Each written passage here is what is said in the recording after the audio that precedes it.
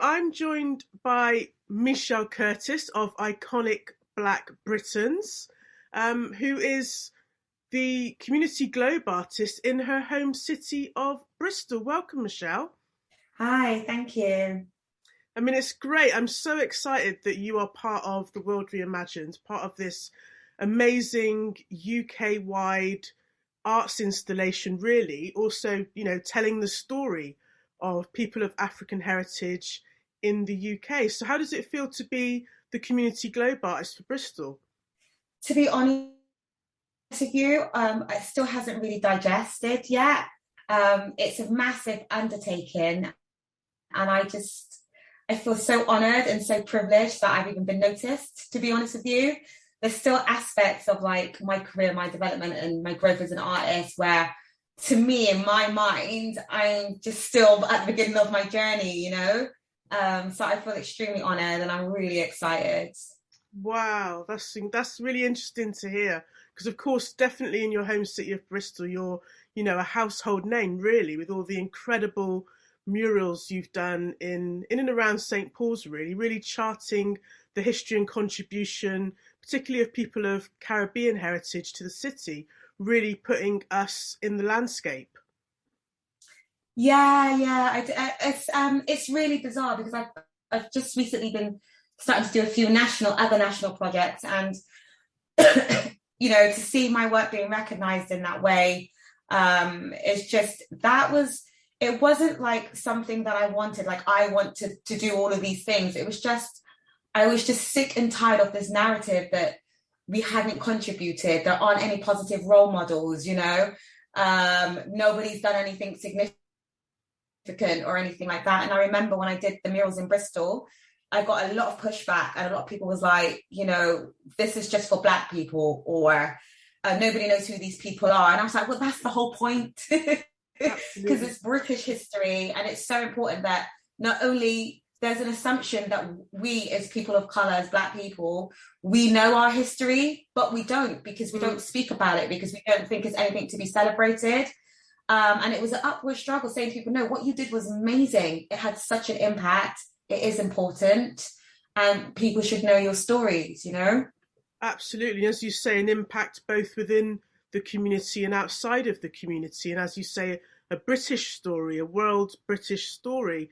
And I think also interesting, and we had a session a couple of weeks ago where, we invited community members to come along and have a discussion with you, consider a few questions and, aspects of cultural identity, historic moments, places, people within the community to help inform the globe that you're going to design. And it was kind of, again, realizing that we're all on our own kind of journey, really. We're all learning. And also for, people sort of kind of, reflecting on the past, things that have been, things that have gone, and that still that desire and need to, have a more prominent position within the landscape of Bristol for the contributions that people from our community have made, and to tell that wider story. How did you find that session? I thought it was really, really interesting because I am an introvert. So everything that I do comes from within. So to hear people talking about issues and those issues being external, as like racism and things like that, and people's experience, and I'm not trying to kind of diminish anybody's experience at all. They also look outwardly for a result, for a way to fix it, when actually all you need to do is harness the power within. So when people talk about things, what was interesting to me is that when people talk about things like unity and working together in community, when it comes to issues pertaining to the legacies of the slave trade, it only ever seems to be looked at as an external kind of way to kind of resolve those things. But I think, like with the project that I did in Bristol, by taking the bulls by the horn and saying, okay, no, we don't have statues. Okay, nobody knows this history, but we can actually do it ourselves. If we work together, if we find different ways and means of achieving what it is that we're trying to do, until someone listens or someone thinks, oh, actually, I get it now. Yeah. Does that make sense? It does. That's a really interesting observation. As you say, people sometimes looking for solutions outside of themselves, or also something that we touched on, and of course, part of the name, the World Reimagined, that ability to reimagine and Mm-hmm. to consider and to dream and to think of what could there be. We know what there isn't, but what could the community look like? What could our institutions look like? And just having that space and time and being able to get away from struggle in a sense, to be able to get into that space where we can imagine something else and actually have that um, belief that we can realize it. Definitely. I think one of the legacies of slavery or the transatlantic slave trade that I realized in that meeting was that there's still that sense of hopelessness Mm. that, because my skin tone is this, I can't do that. I have no value. Those around me don't have any true value. And then, although that's not verbalized, that is so deeply ingrained within us that we don't actually even realize that that is what we're perpetuating. So when they see people like a Cleo Lake or Marvin Rees or Asher Craig or a Michele Curtis, not that I'm on your level, doing something and have, pushed through barriers and have persevered, it's unbelievable that that could happen for anyone else. There must be something different about you, Cleo, for you to be a councillor or a Lord Mayor or what have you. What's so special about Cleo? When actually there's not anything special about Cleo apart from the fact that she decided that she wanted this and she went for it.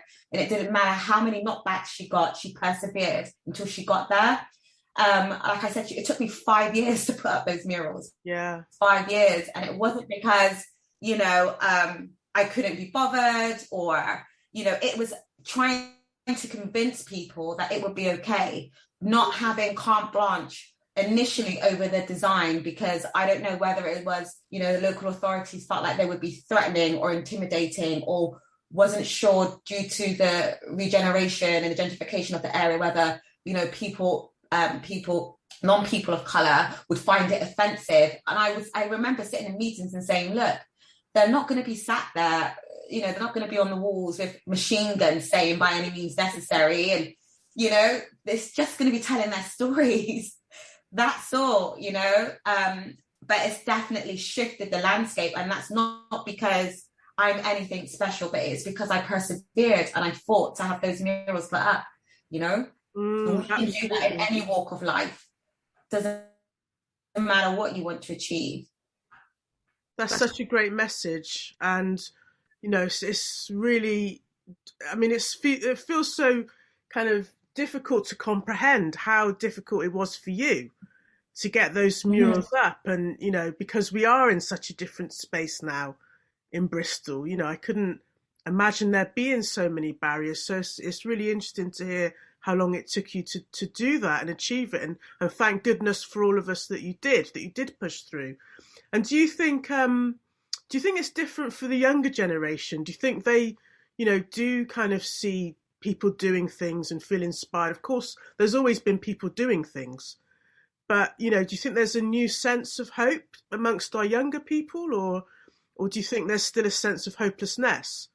I think amongst our younger people, especially when I say younger people specifically for this, to answer your question initially, for the younger people, like primary age, absolutely. Like that, I do a lot of work with schools and they're so inspired by local people now, whereas before the thought of local people being featured in education in our city was just like, that's not part of the curriculum, we don't do that. But now with the emergence of Seven Saints and these stories attached to local history and community schools within the city, actually realizing that there's actually a community of people that they can tap into, that can share stories and children can learn and have experiences from. Absolutely. But I remember during 2020, I remember listening to a radio interview with some young people who had participated in the BLM protests in Bristol. I think these were the ones that were pre Colston coming down.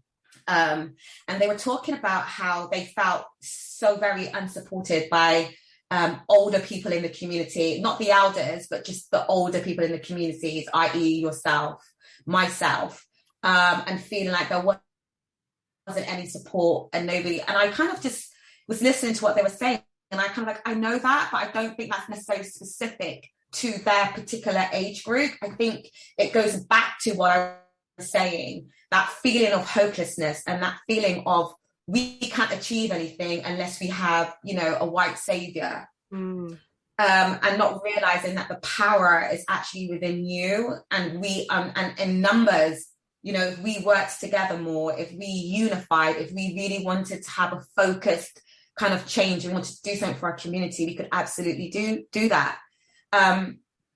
So in that case, I would say yes and no. I think there's still work to be done. Yeah. And it kind of reminds me of, in that kind of consultation session that we had a couple of weeks ago, that idea of sometimes as a community, in inverted commas, we're our own worst enemy, or focusing on how, I think even you raised it, of how we treat each other. Absolutely, is a reflection of how we see ourselves. And if you apply no value to your skin tone, your hair texture, your phenotype, your whatever it is, to look at someone that looks like you and they're doing something and they're your neighbor, it kind of raises a lot of questions within themselves, and it's usually fear-based, and then people will find narratives to tell themselves, things that they can believe to justify the fact that there's something different about Cleo, or there's something different about Michele, or she must have these connections, and she must, like, I literally came out of nowhere when I came out with with my first exhibition. People actually thought that I wasn't from Bristol, and people were trying to find out, well, where she's from Bristol, who's her family, kind of thing. And there are people that I went to school with that, weren't part of the actual, Black community, but like, no, I went to school with her. She's from Bristol. She was born here, kind of thing. And my question is, what does it matter? If it's for the betterment of the community and it's for the betterment of the city, what does it really matter? What does it matter if I'm not from St. Paul's? I could have grown up in Whitchurch, but I'm still doing something for us, doing something for our children, doing something for, the next generations and the generations after that, for our elders. It shouldn't matter, Yeah.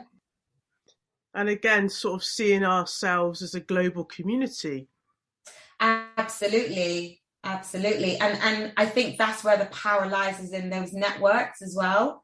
I remember a few years ago you were trying to get, correct me if I'm wrong, but was it the mayor of Ghana to attend Bristol, to attend a meeting with some diplomats from the Caribbean? And I just thought it was an amazing idea, and it would have been great if that could have come to fruition. Those are the connections that we need to be making. Absolutely agree. So Michele, on to the design of your globe, the community globe, which will actually stay in Bristol after the trail which runs from the 13th of August to the end of October this year, and will feature 9 different globes covering 9 different themes. And then your community globe, as I said, which will stay in Bristol. And you've had the community consultation. Of course, you're a Bristolian, so I'm sure you had kind of some ideas anyway. But how is the design process going? The design process is going well. Taking a lot of what I've learned about the community from the meeting that we had. It's just about how what I'm thinking about is the construction at the moment, how I articulate those thoughts and feelings into an illustration. And also for me, this project is a challenge because I don't deal with trauma. I deal with joy, and the flip side of that coin, that's what my work focuses on, is the positive aspects of our history. Because as a highly sensitive introvert, I find it too much. Yeah. So to keep reliving that trauma, especially a child of the 80s, where I grew up watching, the Klansman and Roots and all that kind of stuff, and Mississippi Burning, I just don't like to revisit those things. So I want to make sure that whatever the final design is, it speaks directly to the community, and it speaks to people that look like me. And it also is within the remit of the vision of the project as well, and in terms of the community, I want the design to be a homage to our history, but be very forward looking,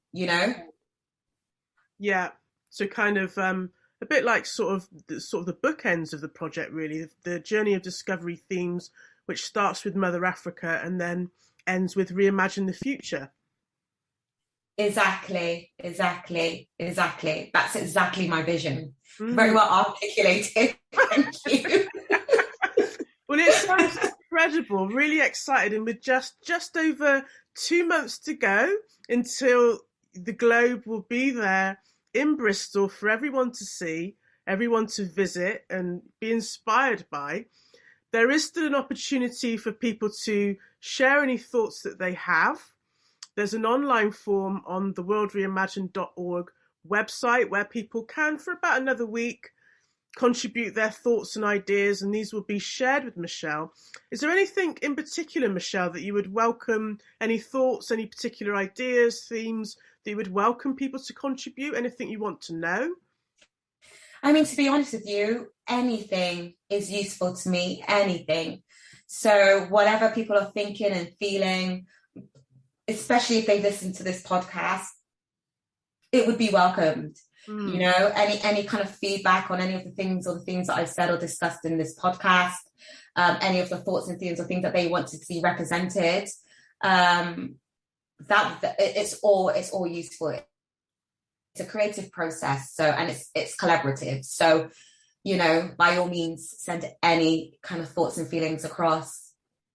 Excellent. Well, we'll share that form again on our social media and when this podcast also goes out. And just thank you, Michele. Thank you so much for your time tonight to have this interview and to hear more about your process in designing the Globe and some of the things that are of interest to you. And yeah, it's just a real pleasure to know that you are our Community Globe artist, and I cannot wait to see the finished Globe. So thank you so much, prolific Bristolian artist Michele Curtis. Thank you.